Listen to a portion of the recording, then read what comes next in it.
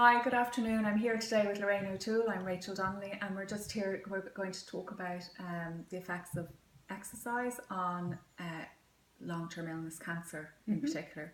And Lorraine is going to be explaining the benefits of exercising, and I'm going to be countering her with why maybe that's not such a great idea. So, Lorraine, the general consensus out there seems to be that if you've got cancer or you've long-term illness, really you should be resting up, wrapping yourself in cotton wool, and taking it easy. So it sort of leads to quite a sedentary sort of existence.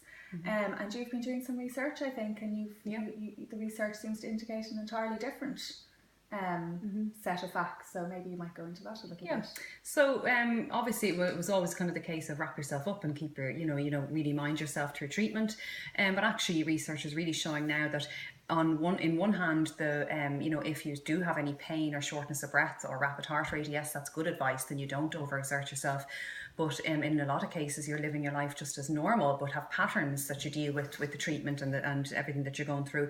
And exercise absolutely should be take a major part in your recuperating and managing through your treatment. Yeah. Okay, so it's almost like an excuse not to exercise, because a lot of people don't like to exercise, I suppose. So It's all a dislike on top of having to deal with a cancer diagnosis. Okay, so maybe would it be trying to find something that people like to do? If there is something that they like to do when they've got cancer, it must be quite tricky.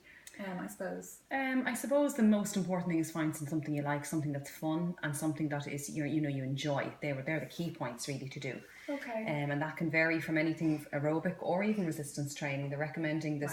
Cancer Society in America are recommending that you do up to 150 minutes a week of any sort of aerobic and 2 days of resistance training a week. It's extraordinary, because it's even difficult to get general pop to do resistance training at the best of times. So and now they're saying that even cancer patients should be doing it. And if you were doing resistance training now, you'd normally be doing that in a gym.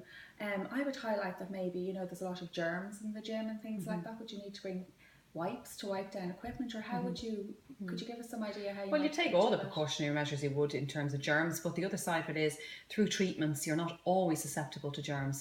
There's different times in the cycle that you are, and in which case if you always notify your cancer team and the oncologist that you work with when is it safe for you to exercise, and in what way is it safe. And there will be times where you absolutely can, and there will be times where you can't, but you have to just be aware of that and always coordinate that with your team.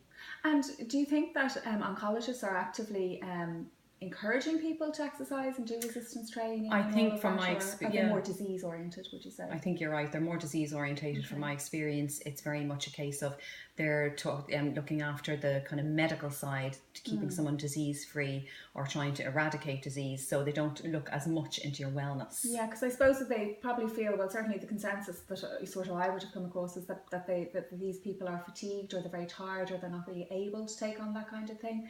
And we were chatting earlier on, and you were saying there's sort of a difference between fatigue and tiredness. So maybe you would explain that to me a little bit. Well, everybody gets tired, but the tiredness that people get is recuperated by sleep.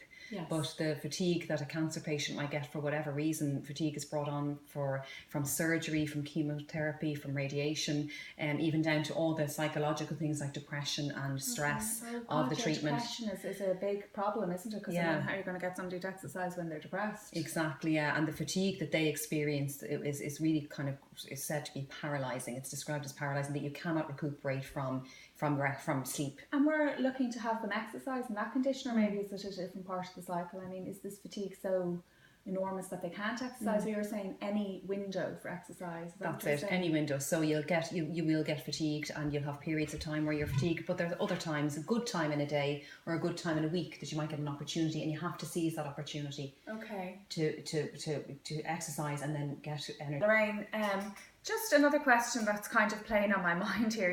You're trying to encourage people to exercise and everything else, but I'd say that a lot of people get a bit down, and they probably would say to you, well, why would I exercise? Is exercise going to get rid of my cancer? And I mean, it isn't, is it? No, it isn't, and it's never been proven, so it's definitely not going to get rid of your cancer. The one thing it will do is it's definitely going to improve your quality of life. It also might help to keep your weight down, control your weight. You're going to get people going, well, I don't have much life. I mean, this could be the end for me. This could be curtains. So they may not be that receptive to the idea. Well, I'm not spending the last couple of, the bit of time I have exercising. I suppose it exercising. Yeah, depending on the stage you're at, you could have gone through your cancer and you have a clean bit of health and you're going into remission.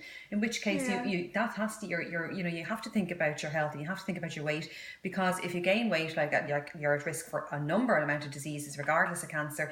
But the other thing is you're at risk of reoccurrence. Oh yeah, and secondary diseases. I suppose like you could start getting other things if you have adipose tissue or whatever. You might start getting maybe diabetes and things like that. Yeah, I mean they're all the things you can get regardless, even without cancer. It wouldn't be great to have any but of it those definitely with has cancer, been proven that you're higher in your risk for cancer reoccurrence or a secondary cancer. Wow. With an added amount of weight. I don't think that's really known properly out there, is it? No, I mean, probably you know, the whole adipose tissue sort of effects do not really seem to have sort of they're not being taken very seriously. Okay, so that's it from us today. It's been great to talk to you, Lorraine, and I think I'm slightly more informed, and maybe I might be persuaded that yes, indeed, that people with cancer should engage in exercise, and it's great that there's so many options out there. Absolutely, yeah. I think awareness is the key. Okay, perfect. Okay, thank Bye. you. Thanks for listening. Bye.